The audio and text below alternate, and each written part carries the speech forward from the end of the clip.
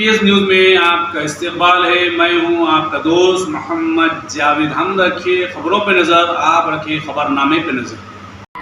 تو ایسے بہت سے چیزیں ہیں، تو میری آپ سے گزارش ہے کہ آپ متحدہ طور پر جہاں پر مجلس کے امیدوار رہیں گے، آپ مجلس اتحاد المسلمین کو کامیاب کریے، اور جہاں پر ابھی فیصلہ نہیں ہوا،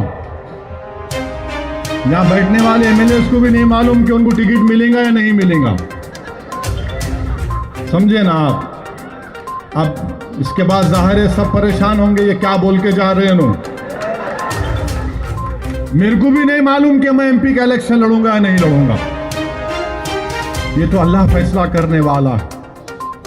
اللہ سبحانہ و تعالیٰ سے آپ سے میری گزارش ہے کہ آپ دعا کرو کہ اللہ مجھ سے اور میرے ساتھ جو جماعت کے اراکین ہیں جن سے میں مشورہ کرتا ہوں، اللہ ہم کو اچھا فیصلہ لینے کی توفیق عطا فرمائے۔ آسان کام نہیں ہے، بہت مشکل کام ہوتا ہے۔ اگر ایمانداری سے دیکھا جائے تو سب حقدار ہیں، مگر فیصلہ لینا ہے۔ اور دوسرا فیصلہ ہی نہیں ہوا کہ مجلس کہاں سے لڑے گی، ابھی سب کو بے چینی ہے، کہاں سے لڑ رہے، کہاں سے لڑ رہے، کہاں سے لڑ رہے۔ بھائی صاحب جہاں سے لڑیں گے لڑیں گے، دل کھول کے لڑیں گے، بے باک ہو کے لڑیں گے، گھر کو جلا کے لڑیں گے اور کامیاب کریں گے انشاءاللہ تعالی ہمارا امیدوار۔ تو میرے عزیز دوستوں اور بزرگوں، اتنا ہی گزارش تھی آپ سے کہ آپ متحد رہیے، شہر کے امن کو برقرار رکھیے۔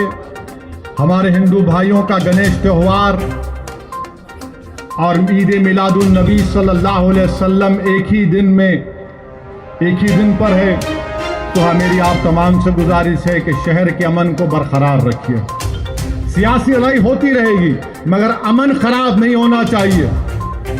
بعض طاقتیں ہیں جو شہر حیدرآباد کے، تلنگانہ کے امن کے دشمن ہیں، ان طاقتوں کو ہم کو روکنا ہے، اپنے ووٹ سے، اپنی سیاسی حکمت عملی سے اور اپنے اتحاد سے۔ جو امن ہم نے 9 سال میں قائم کیا ہے اس کو اور مضبوط کرنے کی ضرورت ہے۔ جہاں بھی مجلس کے امیدوار رہیں گے، پتنگ کے نشان پر آپ کو اپنا بٹن دبانا پڑے گا۔ آپ دعا کریے کہ اللہ مجلس کے اس سیاسی سفر کو صبح قیامت